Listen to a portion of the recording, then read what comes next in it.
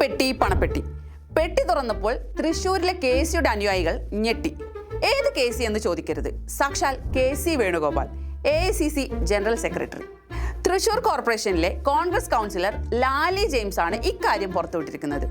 KCയുടെ സ്വന്തക്കാർക്ക് പെട്ടി നൽകിയാണ് Niji Justin Thrissur mayor സ്ഥാനം ഒപ്പിച്ചതെന്നാണ് ലാലിയുടെ വെളിപ്പെടുത്തൽ.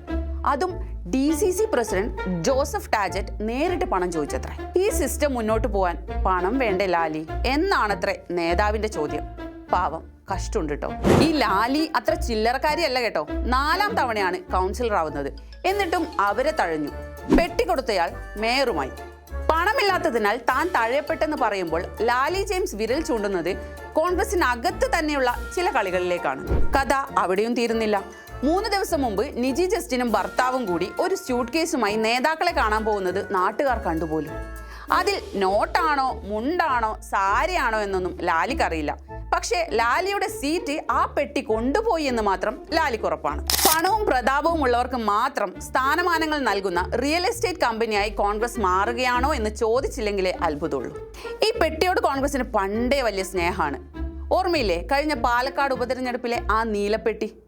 ഹോട്ടലിൽ കള്ളപ്പണം എത്തിച്ചെന്ന ആരോപണം വന്നപ്പോൾ രാഹുൽ മാങ്കൂട്ടത്തിലും ഫെന്നി നൈനാനും കൂടി നടത്തിയ വണ്ടിമാറൽ നാടകം. 10 മീറ്റർ, വെറും 10 മീറ്റർ ദൂരം സഞ്ചരിക്കാൻ ഷാഫിയുടെ വണ്ടിയിൽ കയറുന്നു, പിന്നെ കുറച്ചപ്പുറത്തു നിന്ന് വണ്ടി മാറി കോഴിക്കോടേക്ക് പറക്കുന്നു.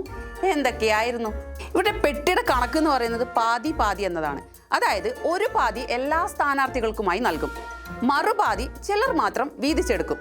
ഒരിക്കൽ അങ്ങനെ AICC കൊടുത്തുവിട്ട ഒരു പണപ്പെട്ടി വടകരയിൽ വെച്ച് തീവണ്ടിയിൽ നിന്ന് ആവിയായ കഥയും നിങ്ങൾക്ക് ഓർമ്മയുണ്ടാവുമല്ലോ. എന്താണെന്നറിയില്ല, പെട്ടികൾ കോൺഗ്രസിന് എന്നും ഒരു വീക്ക്നെസ് ആണ്. പണ്ട് ഡൽഹിയിൽ നിന്ന് കേരളത്തിലേക്ക് പണപ്പെട്ടി വരുമായിരുന്നു. ഇപ്പോൾ കേരളത്തിൽ നിന്ന് ഡൽഹിയിലേക്ക് പെട്ടി പോകുന്ന ദാരിദ്ര്യാവസ്ഥയിലേക്ക് കോൺഗ്രസ് മാറിയിരിക്കുന്നു എന്നതും വേദനയോടെ നമ്മൾ ഓർക്കണം.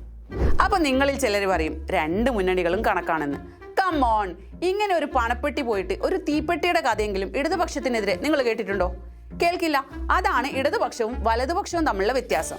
ഇവിടെ പദവികൾ ലഭിക്കുന്നത് ജനങ്ങൾക്കിടയിലെ പ്രവർത്തനത്തിനാണ്, അല്ലാതെ നേതാക്കൾക്ക് പെട്ടി എത്തിക്കുന്നതിലല്ല. പിന്നെ ഇതിനിടയിൽ നമ്മൾ BJPയുടെ കാര്യം മറക്കരുത്.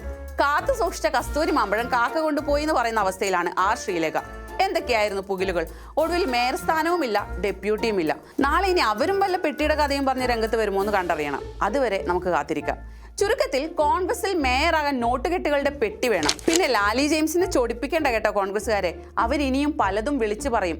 പട്ടിണി പാവങ്ങൾക്കും സാധാരണ പ്രവർത്തകർക്കും സ്ഥാനമില്ലാത്ത പണപ്പെട്ടി രാഷ്ട്രീയത്തിന് കോൺഗ്രസ് നൽകേണ്ടി വരുന്നത് വലിയ വിലയായിരിക്കും. അടുത്ത പെട്ടി എവിടെ പൊങ്ങുമെന്ന് കണ്ടറിയാം.